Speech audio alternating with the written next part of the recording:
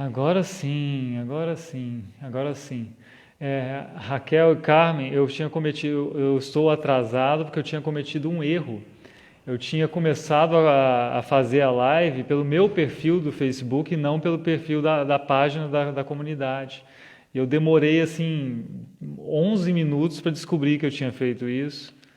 E agora estamos aqui, então vamos começar sem delongas. Só vou compartilhar o vídeo daqui lá para o meu perfil também, para as pessoas que se perderem poderem ver lá.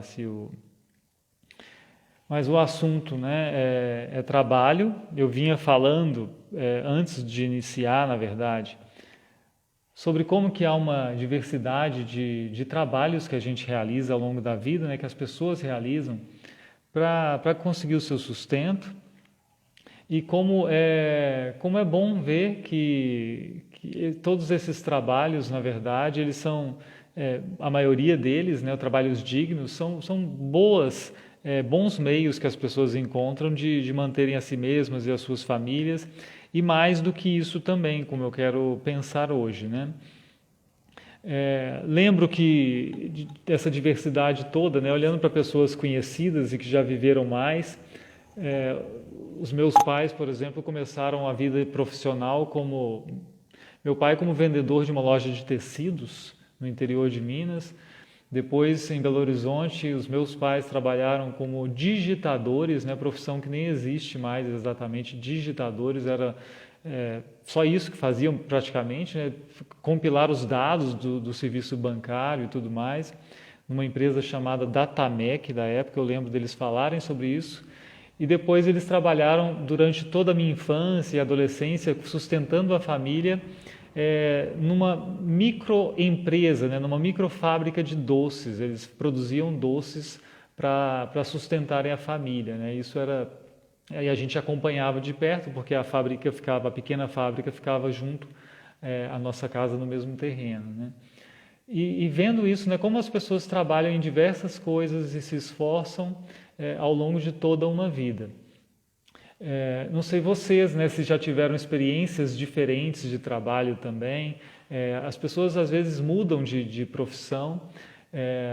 Eu já fui professor, né, durante um certo tempo e acho uma profissão belíssima também, obviamente muito necessária e muito digna.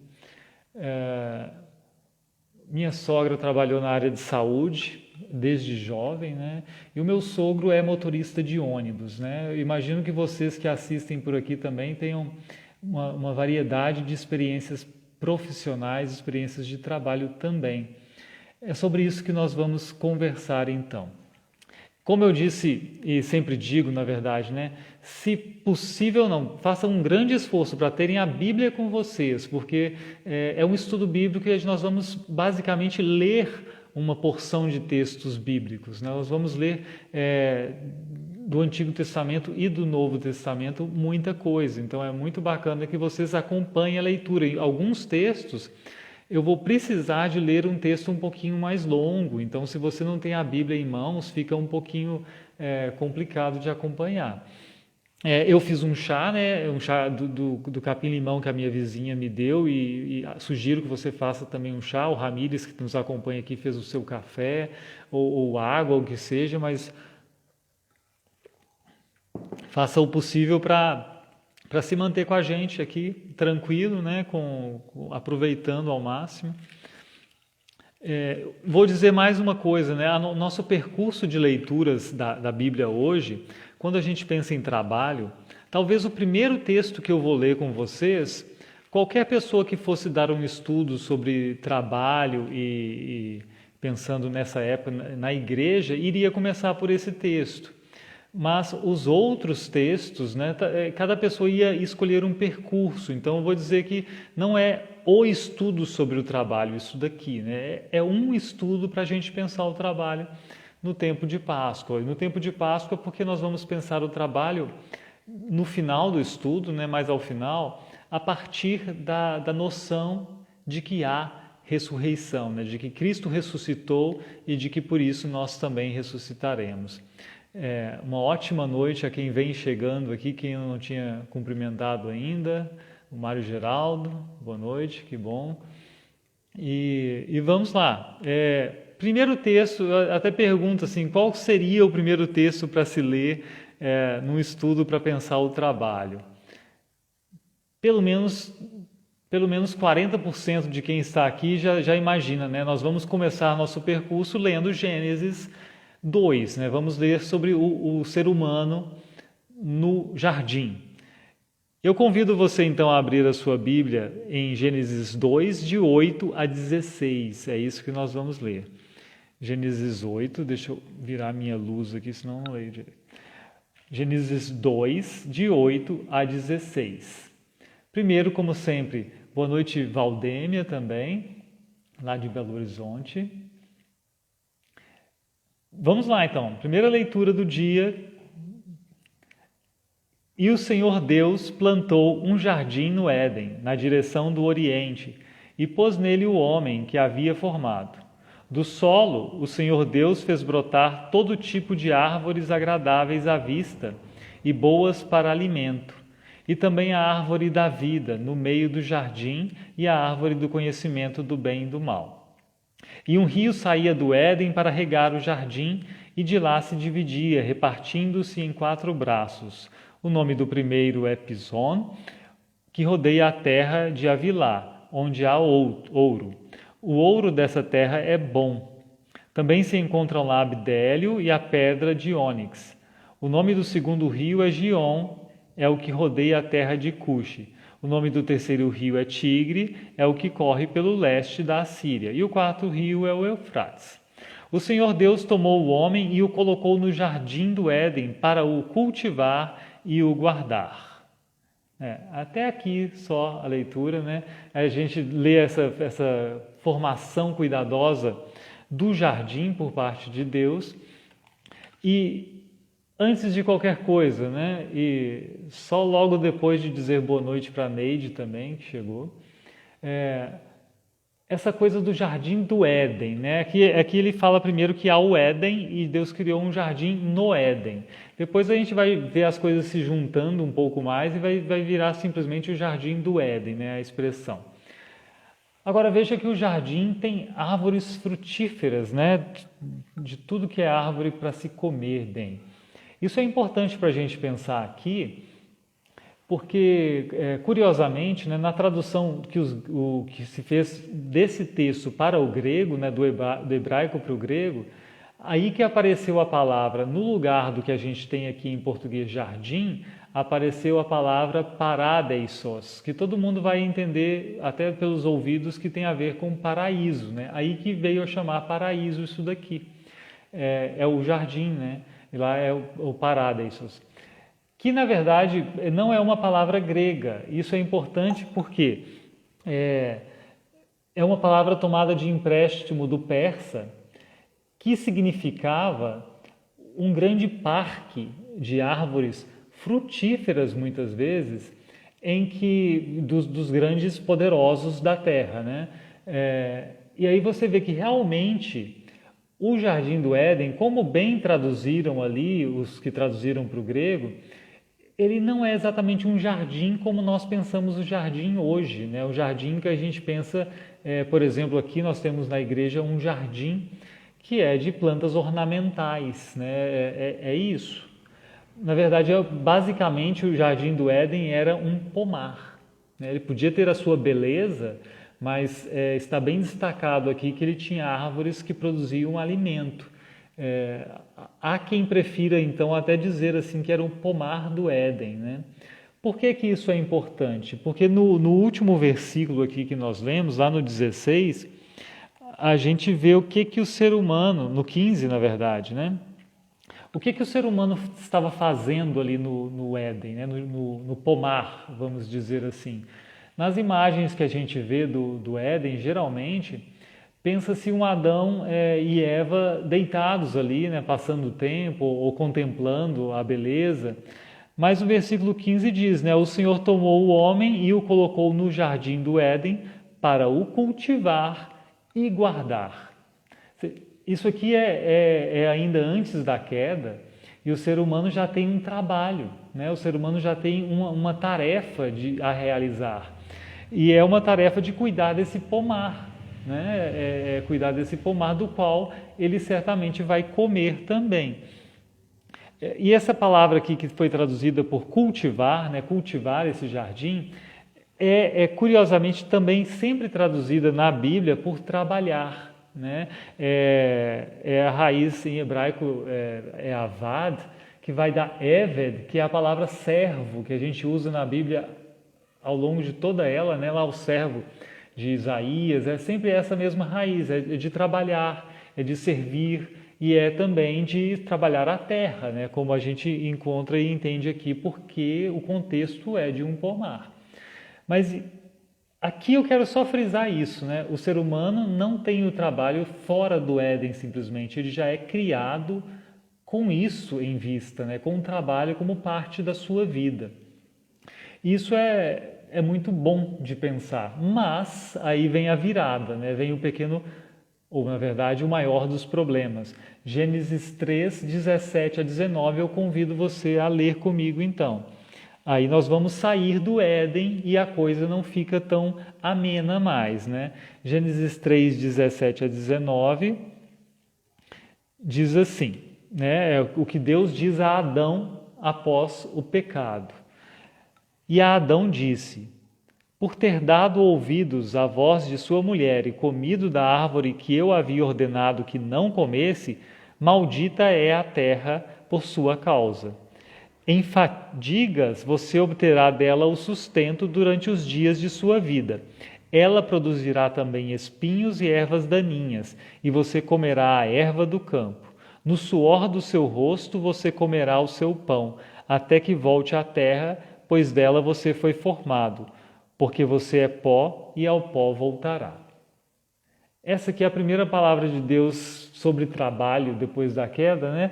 E fica claro que há dificuldades novas aqui, né? A terra não vai produzir, esse pomar não vai ser tão fácil de cultivar mais. Vai haver dificuldade grande no trabalho humano, a gente percebe quando Deus fala que a terra produzirá espinhos e ervas daninhas, né? E aí ele fala do suor, vai ser algo dificultoso. Mas o que eu quero destacar aqui, que eu acho que é importante a gente perceber, é a seguinte curiosidade, né? O Adão, né, ele foi tirado da terra, né? Ele foi feito a partir da terra. E agora ele é mandado para trabalhar a terra, né? Ele vai continuar trabalhando a terra, agora não a terra do pomar do Éden, que era, né, tranquila de ser trabalhada, mas ele vai trabalhar uma terra difícil, uma terra maldita, aqui segundo o texto, né, segundo a palavra de Deus. E o que eu acho mais interessante ainda, né, nesse finalzinho, ele vai trabalhar e vai comer o pão assim, a partir do seu trabalho, até que volte à terra, porque dela foi formado. Isso aqui, se você presta atenção, é algo que tem uma tristeza por trás disso, uma tristeza e algo um pouco, não vou dizer mórbido, mas sério demais, né? E muito severo, na verdade. Severo é a palavra que eu queria. Porque Adão veio da terra e agora ele vai passar os seus dias trabalhando a terra, sabendo que ele vai voltar à terra como pó daqui a algum tempo, né? E isso é o trabalho, né? Esse é o trabalho que fica aparecendo aqui, que a vida é isso, né? Ele vai trabalhar para conseguir viver, para conseguir ter o sustento, mas ele vai morrer e vai voltar à terra, né? E durante o seu trabalho, então, ele vai se lembrando do seu fim também. Cada vez que ele ara a terra, ele sabe que ele é terra e sabe que para lá vai voltar. E curiosamente, lá em Gênesis 2:5, logo antes daquele trechinho que a gente leu, tem a seguinte afirmação, né? Gênesis 2:5, antes do Éden. Não havia ainda nenhuma planta do campo na terra, pois ainda nenhuma erva do campo havia brotado, porque o Senhor não tinha feito chover sobre a terra, e também não havia ninguém para cultivar o solo, para trabalhar o solo, né? Aí precisava de alguém para cultivar o solo, que viria a ser o ser humano, para o solo ter a sua vida, né? Para haver vida nesse solo. O trabalho antes da queda aqui tem essa função também de dar a vida ao solo, né? De favorecer as plantas e tudo mais. Promove a vida. E agora o trabalho do homem pós-queda lembra o homem não de vida que é gerada, mas da morte que virá, né? E isso é tenso para a humanidade, para o ser humano, né? Só que as coisas vão piorar um pouquinho mais, né? As coisas vão ficar mais graves ainda. Mas antes de eu mostrar como elas ficam mais graves ainda, eu dou boa noite para Thaís Lechmann, boa noite também. Porque nós vamos ver que o pecado que entra a partir do Éden, ele não faz só a terra mudar a sua condição, né? Não fica só dificultoso o trabalho por causa do natural da terra. Ele fica dificultoso também, as nossas relações de trabalho também vão ser complicadas, porque as nossas relações em geral são complicadas. Então, vamos lá para uma situação de trabalho que não é nada bonita, então, que acontece um tempo depois da queda do homem, né? Lá em Êxodo 1. Vamos adiantar aí as páginas da Bíblia só um pouco e vamos lá para Êxodo capítulo 1, versículo 8 até o 14. Isso. Você sabe, né? O povo foi para o Egito, né? A partir do tempo de José, e se estabeleceu ali, né? E ficou bem até durante um certo tempo.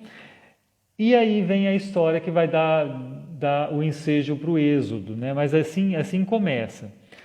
Gênesis 1:8, Êxodo 1:8. Nesse meio tempo levantou-se um novo rei sobre o Egito que não havia conhecido José. Ele disse ao povo: eis que o povo dos filhos de Israel é mais numeroso e forte do que nós. Vejam, precisamos usar de astúcia para com esse povo, para que não se multiplique e para evitar que, em caso de guerra, ele se alie aos nossos inimigos, lute contra nós e saia da terra. E os egípcios puseram sobre eles feitores de obras para os afligir com trabalhos pesados. E assim os israelitas construíram para Faraó as cidades celeiros de Pitom e Ramsés. Mas quanto mais os afligiam, tanto mais se multiplicavam e tanto mais se espalhavam, de maneira que os egípcios se inquietavam por causa dos filhos de Israel. Então os egípcios, com tirania, escravizaram os filhos de Israel e lhes amargaram a vida com dura servidão, preparar o barro, fabricar tijolos e fazer todo tipo de trabalho no campo. Todo esse serviço lhes era imposto com tirania.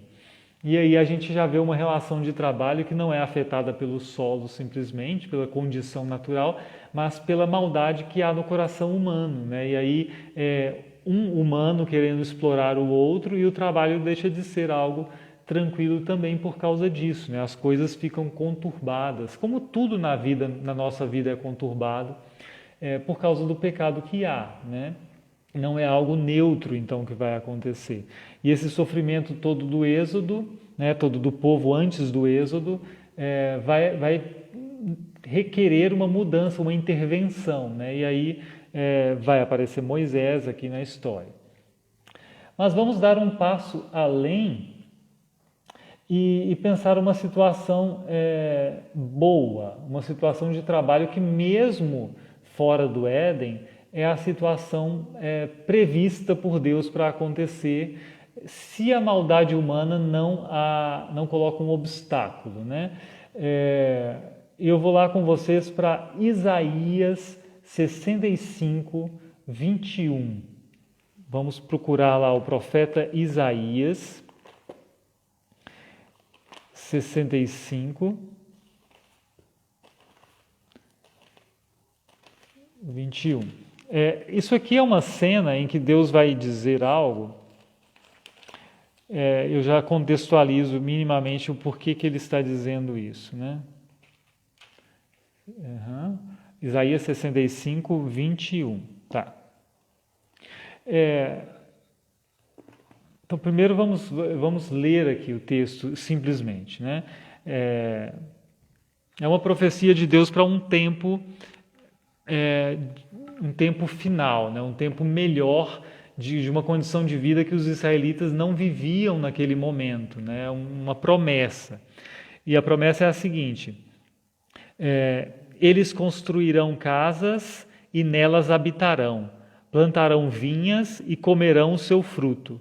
Não construirão para que outros habitem, nem plantarão para que outros comam, porque a longevidade do meu povo será como a da árvore, e os meus eleitos desfrutarão ao máximo as obras das suas próprias mãos.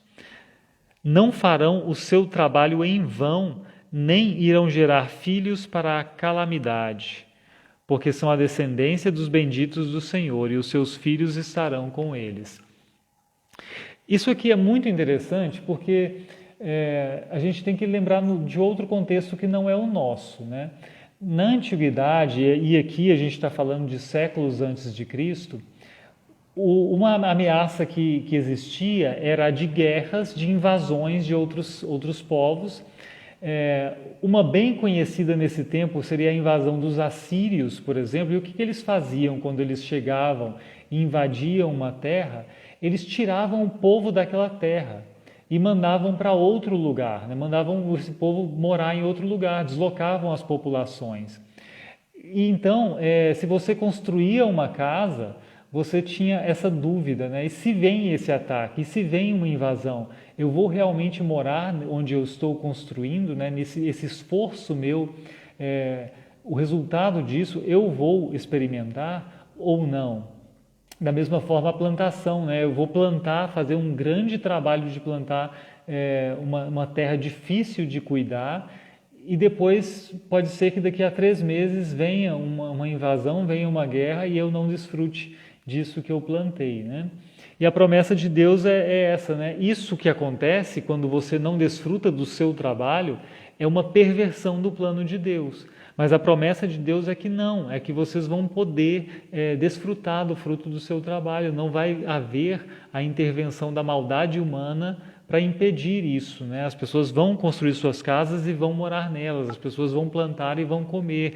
O fruto do trabalho delas será desfrutado por elas mesmas, né? Não vai ficar na mão de invasores, por meio de uma guerra ou o que quer que seja.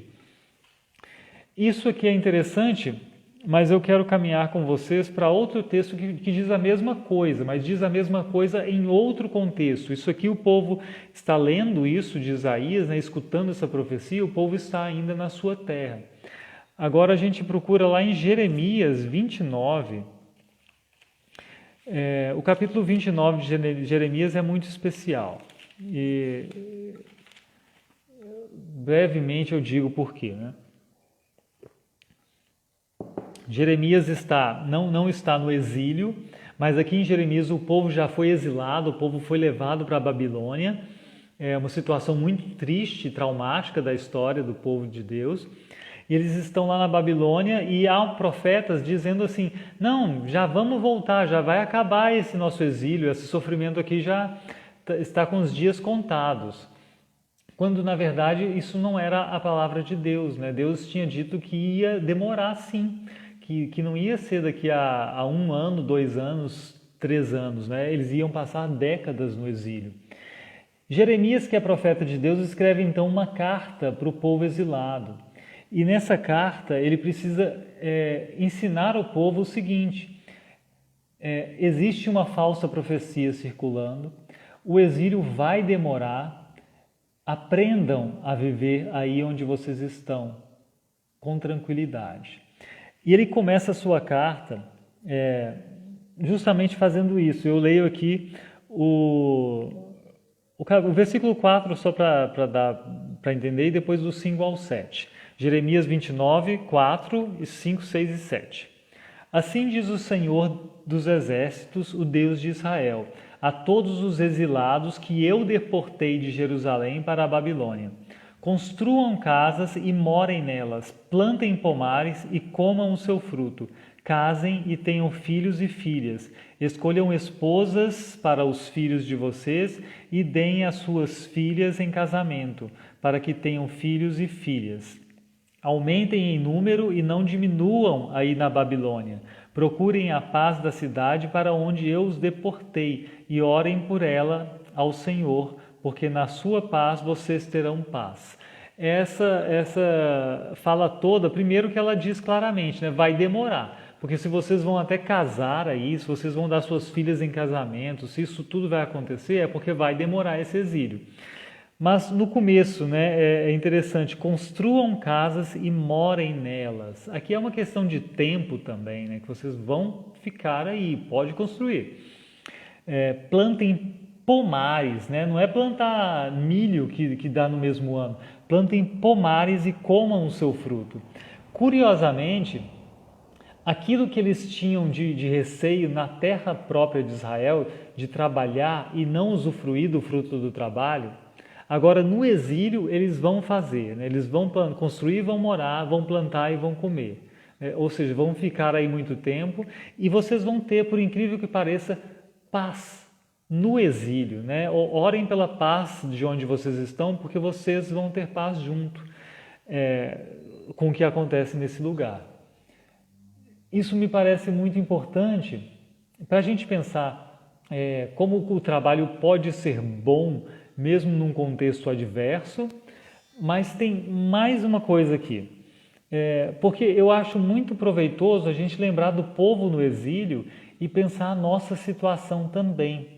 É claro que é muito diferente, mas eu digo a nossa situação como povo de Deus que tem a pátria, uma pátria que não é aqui, né? Que tem o seu lugar de pertencimento real, que não é Brasil, que não é Paraguai, que não é Estados Unidos, Alemanha, o que quer que seja, né? O nosso lugar de pertencimento real é outro, né? O hino que a gente canta, né? Estamos no mundo, mas dele não somos, é justamente sobre isso, né? Então a nossa situação tem alguma relação com a situação dos exilados também, que estão numa terra que não é a sua terra mesmo, né? Isso me dá um ensejo para a gente já pensar no Novo Testamento, que vai falar da nossa situação de uma forma muito especial. Começo com a seguinte pergunta, né? Nós vimos o trabalho que era tranquilo no Éden, mas já era trabalho e era para ser feito. Vimos o trabalho virar algo sofrido por causa das dificuldades naturais. Depois vimos o trabalho sofrido por causa da maldade humana nas suas relações.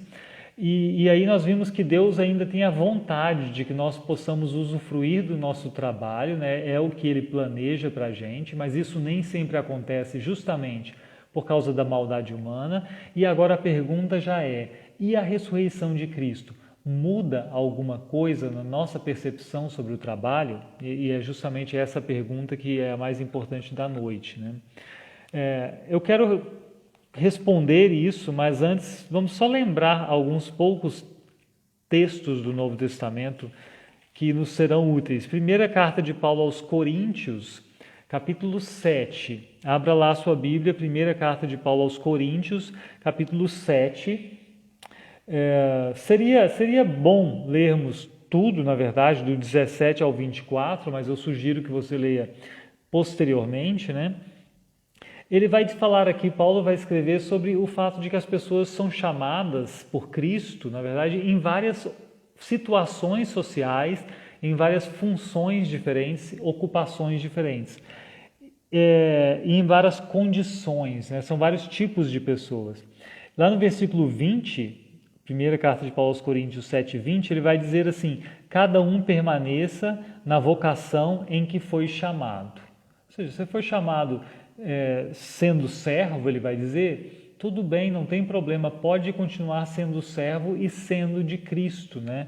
E ele vai dizer assim, lá no 24, 7:24, irmãos, cada um permaneça diante de Deus na condição em que foi chamado. Ou seja, não se preocupem com isso, né? Você foi chamado assim é porque você pode ser cristão nessa condição social, né? Não há um problema. Mas é interessante se a gente dar atenção para isso, né? Permaneça diante de Deus na condição em que foi chamado. Não é só cada um continue do jeito que está, não. Agora vocês estão diante de Deus. E o que isso muda, né? Isso muda porque diante de Deus é estar também diante do fato de haver ressurreição, do fato de que Cristo ressuscitou. Para mostrar isso, nós vamos ler um pouquinho mais Isso vai dar um pouco mais de trabalho, mas eu acho que vale a pena. A gente vai para Colossenses, tá? Na verdade, são duas cartas que seriam muito úteis nesse sentido, me parece. Colossenses e Efésios tem um trecho muito parecido nas duas. Na verdade, a gente deveria aproveitar o que temos nas duas. Mas Colossenses capítulo 3.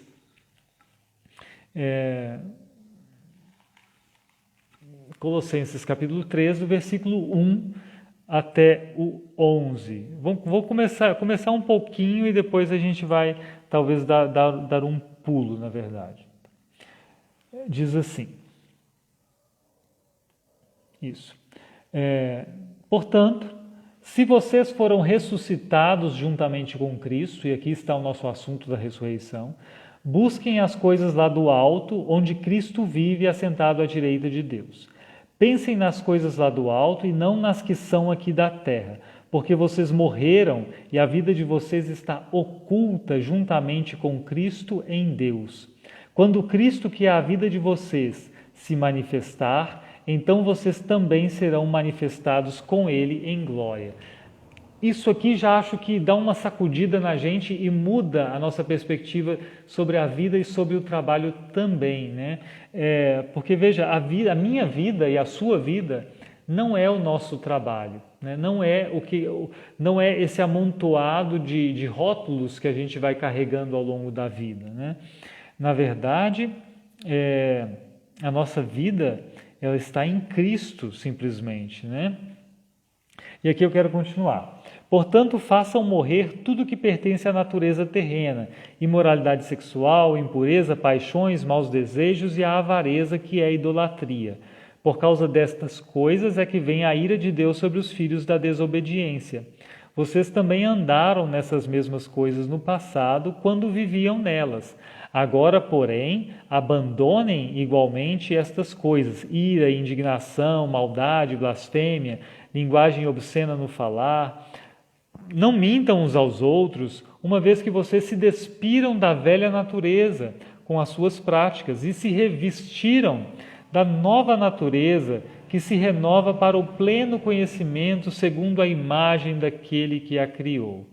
Isso é uma mostra do que é a ressurreição, né? Já na nossa vida. Aqui não pode haver mais grego e judeu, circuncisão e incircuncisão, bárbaro, cita, escravo, livre, mas Cristo é tudo e está em todos. É claro que nós vimos agora Paulo dizer, né, se você é escravo, tudo bem continuar, mas a questão essa é a realidade social, mas ele está dizendo, existe uma realidade que está muito além dessa que a gente vive no dia a dia, dos nossos papéis sociais. E nessa realidade maior, que já aponta, que já sinaliza aquela realidade que nós vamos viver com Cristo eternamente, essas diferenças não existem, né? E essa questão não existe. E aí, ele vai continuar exatamente com essa conversa, né? Eu quero deixar logo para a gente procurar o outro texto.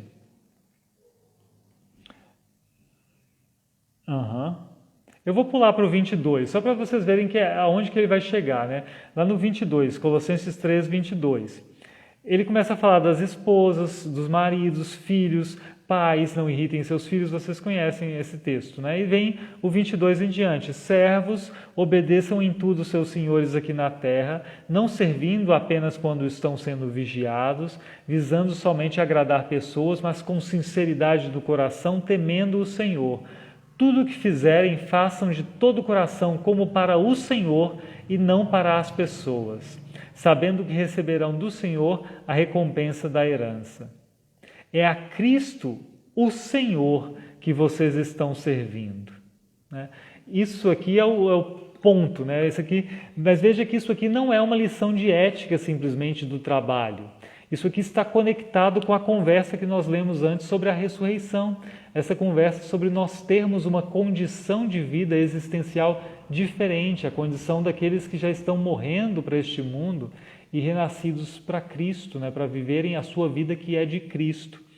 Isso aqui faz sentido só assim, só se não for lido assim, se a gente não lembra da ressurreição, se a gente não lembra que isso aqui é obra de Deus, a gente vai pensar, tá, mas ele só está dando uma lição de moral, está falando que os funcionários têm que trabalhar direito. E é muito mais do que isso, né? É um servir a Cristo servindo ao próximo. Isso a gente tem que ter em mente. Para deixar isso muito bem assentado, eu convido você a ter a perseverança de procurar lá Efésios 4. Efésios 4. Vamos lá no 22 a 24. Que é, como eu disse, é um texto muito semelhante ao de Colossenses, né? Mas olha só. Quanto à maneira antiga de viver, Efésios 4, 22. Vocês foram instruídos a deixar de lado a velha natureza que se corrompe segundo desejos enganosos, a se deixar renovar no espírito do entendimento de vocês e a se revestir da nova natureza, criada segundo Deus, em justiça e retidão procedentes da verdade. É esse assunto, né, de ser revestido novamente dessa nova natureza. E aí eu vou ler agora o 28, que é um versículo que eu compartilhei esses dias aqui no Facebook, né? Aquele que roubava, não roube mais, pelo contrário, trabalhe, fazendo com as próprias mãos o que é bom, para que tenha o que repartir com o necessitado. Veja de novo, não é uma lição de moral solta, é uma afirmação de como a pessoa que está já sendo revestida da nova natureza vive neste mundo, né? E é uma vida diferente. Ela não rouba mais, ela não procura se aproveitar do próximo, mas procura trabalhar honestamente e não só para acumular para si, né? Paulo nunca tem trabalhe para você poder acumular o máximo possível, não é isso, né? Para você poder repartir, para você poder servir também de outra forma aos outros. E aqui eu vou ler também o 30, e não entristeçam o Espírito de Deus, no qual vocês foram selados para o dia da redenção. Para lembrar de algo muito importante, né, que Paulo está deixando uma pista aqui. Vocês foram selados para o dia da redenção. Ele está mostrando aqui que o assunto dele não termina nesta vida, né, que o assunto dele aqui, ele está olhando para o fim, está olhando para a escatologia, para as coisas do fim. E isso é importante porque o pensamento todo bíblico sobre o nosso comportamento, sobre o nosso viver aqui, ele não é uma lição de moral só para a vida daqui, ele é para dizer assim, olha, vivam diferente, porque a vida não é só essa. E isso vai fazer sentido mais adiante. Vamos ler aqui Efésios 5 também, versículo 1. Portanto, sejam imitadores de Deus como filhos amados, e vivam em amor, como também Cristo nos amou e se entregou por nós como oferta e sacrifício de aroma agradável a Deus. O amor vai ser muito importante para a gente pensar o trabalho também, né? Porque é o amor que me faz não querer olhar só para mim. E aí o meu trabalho ganha um sentido muito maior do que simplesmente manter a minha vida, né? A partir do amor, o trabalho ganha um sentido muito maior do que simplesmente manter a minha vida. Vamos ler os 5, de 8 a 10 também. Porque no passado vocês eram trevas, mas agora são luz no Senhor. Vivam como filhos da luz, porque o fruto da luz consiste em toda bondade, justiça e verdade, tratando de descobrir o que é agradável ao Senhor. Esse viver como filho da luz também, aqui não há uma delimitação de onde viver como filho da luz, na igreja, na família, no trabalho, a vida. A vida é para ser vivida como filhos da luz. E aí nós temos como fruto, né, da luz bondade, justiça e verdade, que são princípios, que são características que nos acompanham também na vida de trabalho, né? E aí, eu não vou ler com vocês, mas sugiro que, se tiverem a curiosidade, leiam depois. Mas para lembrar, né, que a Bíblia deixa muito claro também que se nós pensamos que o econômico, o êxito econômico é o mais importante e é aquilo que se busca no trabalho, simplesmente, isso é uma ilusão, né? Apocalipse 18, quando mostra a queda da grande cidade, E aí a cena é marcante, se você ler muito calmamente, dos mercadores, donos de navios, lamentando que a grande cidade já não existe mais, que ela caiu e que ela enriquecia, né, os mercadores, eles vendiam muitas coisas, comerciavam para lá e para cá, e agora não há mais, né? O que parecia tão sólido agora virou fumaça. E isso é o que Deus mostra também, né? Assim, o trabalho como simplesmente meio de vitória econômica não se sustenta, porque esse trabalho tem um fim e ele não consegue fazer o que ele promete, porque ele ilude as pessoas às vezes, né? Ao contrário de Adão trabalhando a terra lembrando da morte, para algumas pessoas o trabalho é um escape para não pensar nas coisas importantes da vida, né? E eu me iludo pensando, eu estou conquistando uma situação econômica muito boa, e isso me faz às vezes me esquecer da minha condição real, que é de pó, que voltará ao pó. E aí isso me dá o ensejo para encaminhar para a nossa reflexão final, né? Que é breve, mas me parece que é talvez importante de ser pensada. Essa conversa de Paulo, você viu que está sempre falando de nós como novas criaturas, né? É muito forte isso em Paulo, nós como sendo novas criaturas.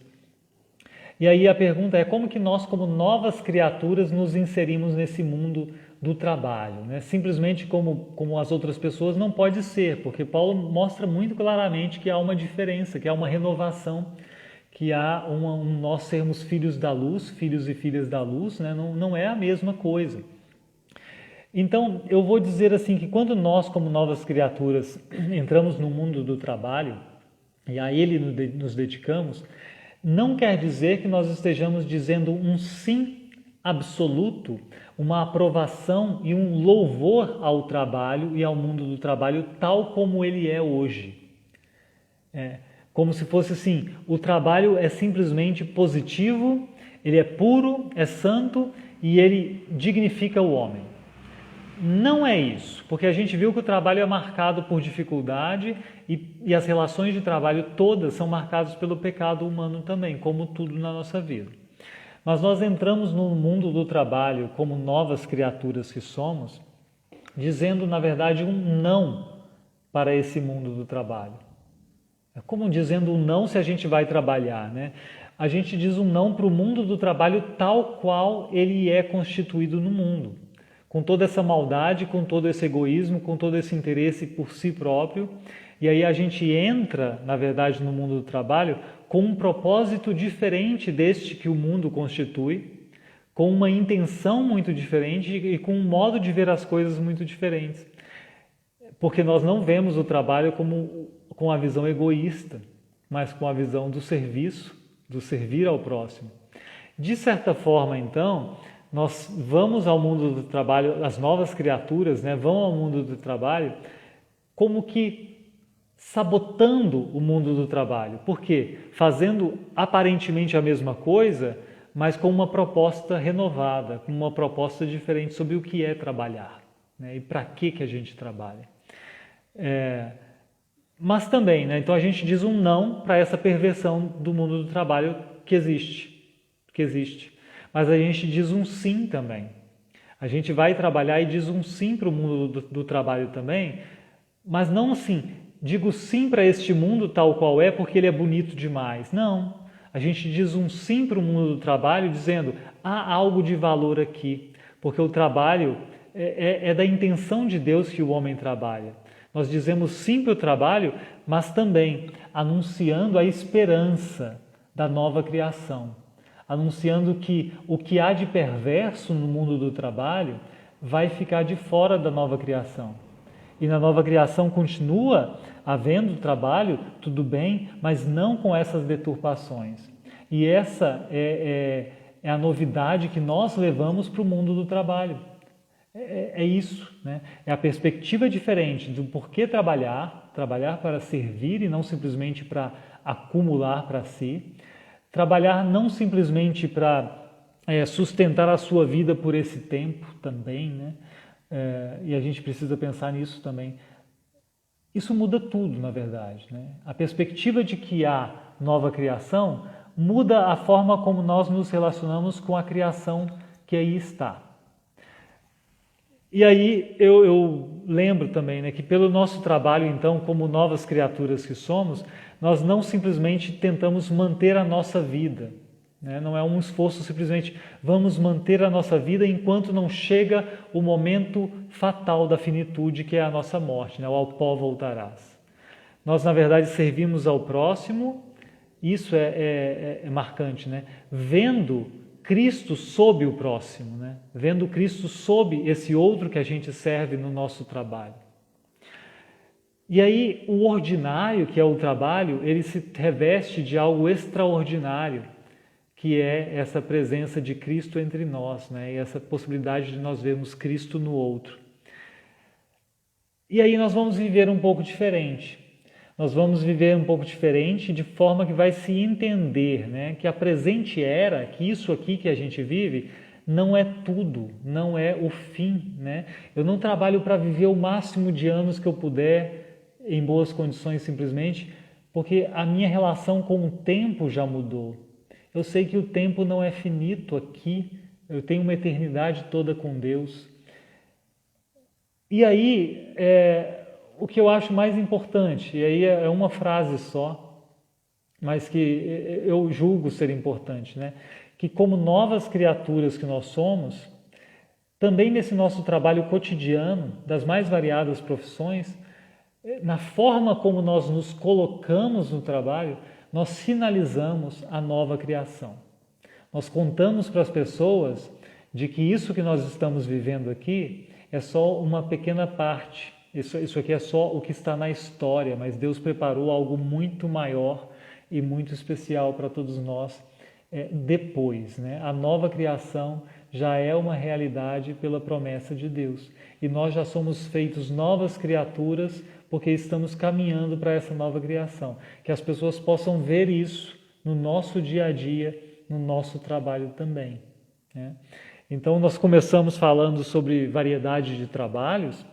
Eu comentei lá do meu pai, que tinha uma pequena fábrica de doces, da minha sogra, que trabalhou desde jovem na área de enfermagem, do meu sogro, que trabalha como motorista de ônibus. E eu vou dizer, cada profissão, né, essas que eu tomo como exemplo, é uma forma de servir ao próximo, né? As pessoas precisam de quem cuide da saúde delas quando elas sofrem um acidente.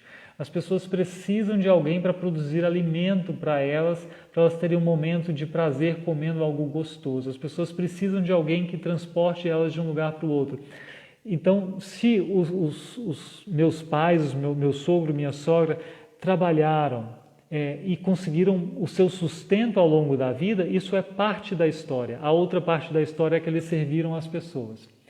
E que bom quando a gente pode fazer isso, vendo nas pessoas Cristo, né? Vendo que a gente serve a Cristo nesses relacionamentos também. E eu sei que vocês podem imaginar nas profissões que vocês levam atualmente, nas profissões que vocês levaram.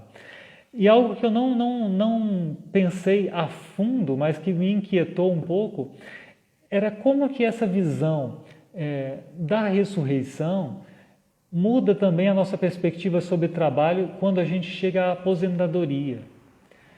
Eu acho que vale a pena a gente pensar isso, né? Eu não vou ver assim, eu já trabalhei tudo que eu tinha, que eu conseguia trabalhar para me manter e para garantir o meu sustento até o fim da minha vida. Já não sou produtivo mais. Muito mais do que isso, na verdade, a gente pode pensar, olha, eu servi ao próximo daquele jeito, naquela profissão, porque aquele era o tempo de fazer isso. Agora chegou o tempo em que eu tenho mais tempo para servir ao próximo de outras formas. E agora eu sirvo aos meus filhos, eu sirvo aos meus netos, ao meu cônjuge, e agora eu sirvo aos meus vizinhos e amigos nos nossos relacionamentos. Talvez não de forma manual, num trabalho manual, mas eu sirvo com a minha conversa, eu sirvo com a minha atenção, com a minha sabedoria. Então a aposentadoria não é o fim do serviço ao próximo, né? Ela só é um fim de um tipo de serviço que não é o único precioso que há, né? Porque todo serviço ao próximo, seja profissional ou não, ele é preciosíssimo, porque nós servimos a Cristo servindo ao outro. Acho que era basicamente essa a conversa que eu queria ter com vocês hoje. Assim, foi meio... Espero que vocês tenham acompanhado, pelo menos diz aqui que quem esteve conosco do início, a grande maioria continuou por aí, né? Felizmente. Então isso é um ponto positivo. Espero que vocês tenham manuseado as Bíblias aí, que eu acho que isso certamente deverá ter facilitado para acompanhar a conversa, né? Faltou dar boa noite aqui para minha amiga Oldina Mitman, lá de São Leopoldo também, né? Que deu boa noite para todos nós.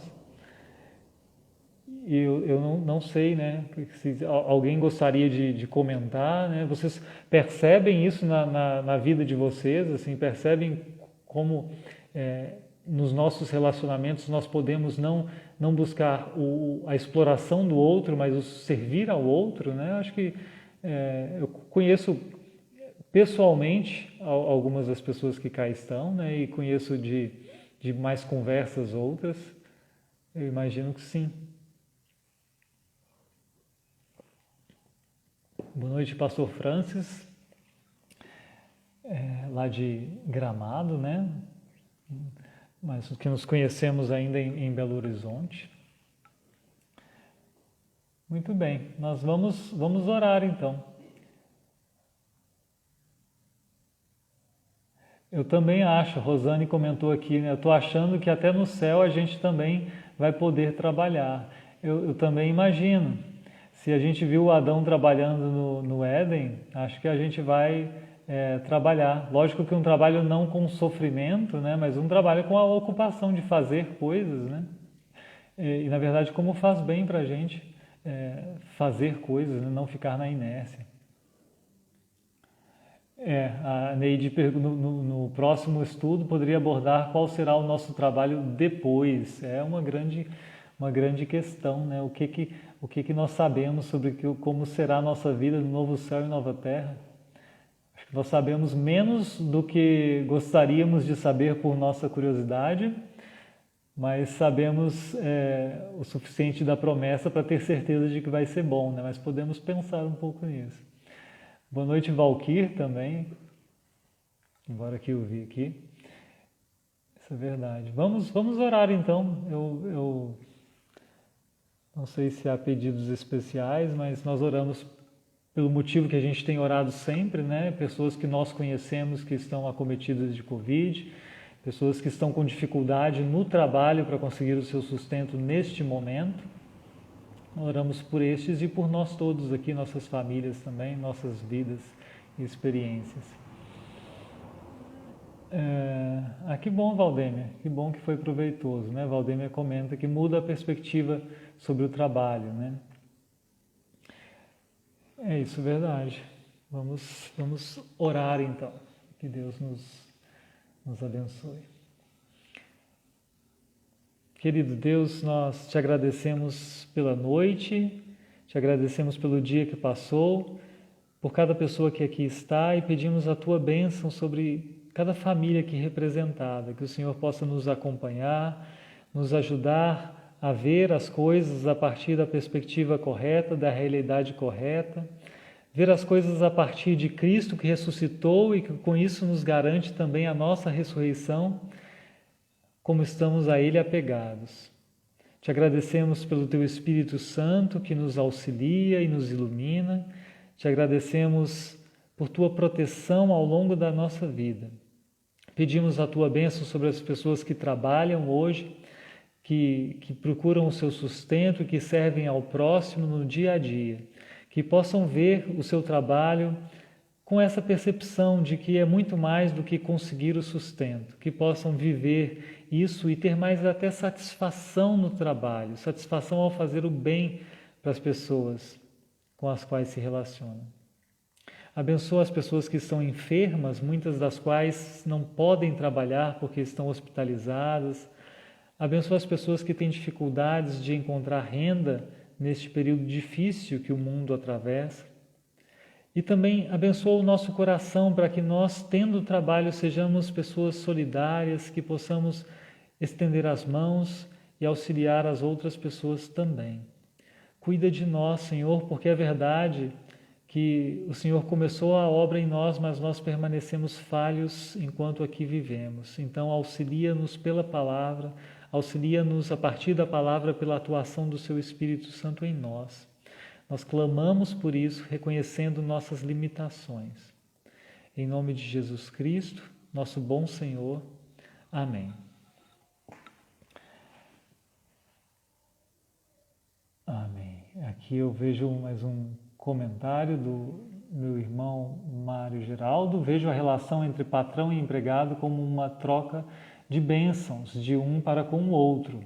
Exatamente. O ideal é que assim seja, né? Quando o pecado não faz essa coisa mudar de caminho, né? Quando o patrão não abençoa simplesmente, e quando o empregado também não faz a sua parte devida simplesmente, né? Aí nós temos um problema. Eu conto assim só uma historinha que eu queria ter contado lá no começo, eu esqueci, para ver como o trabalho abençoa, né? Nós aqui em casa, a gente teve um curto-circuito na quinta-feira à noite, 6h30, e aí nós ficamos sem luz. A gente achou que era da rua, não era só na nossa casa, né? E aí eu fiz contato com o pessoal da igreja, né? Tem pouco tempo que a gente está aqui, e o Pedro, o tesoureiro, fez contato com o eletricista, e o eletricista tinha compromissos, mas na manhã seguinte, de sexta, às 8h, o eletricista estava aqui, e ele trocou o disjuntor, onde tinha acontecido o curto, e a coisa funcionou, né? E aí voltamos a ter luz, a minha filha de 7 anos já gritou de felicidade lá em cima, e eu disse para o eletricista, né, olha, o resultado do seu trabalho é essa alegria, né? Olha como a vida dele, como o trabalho dele não garantiu só para ele uma parte do sustento, mas abençoou uma família, né? A disposição, a competência, isso acontece, né? Graças a Deus. Mas é isso, já conversamos muito, né? Já estou começando a falar mais ainda. Deus abençoe vocês, é um grande prazer ter a companhia de vocês nessa noite. Leiam as Escrituras, terça que vem provavelmente nós vamos falar sobre maternidade, né? O motivo é óbvio, ou algo relacionado com maternidade, Dia das Mães.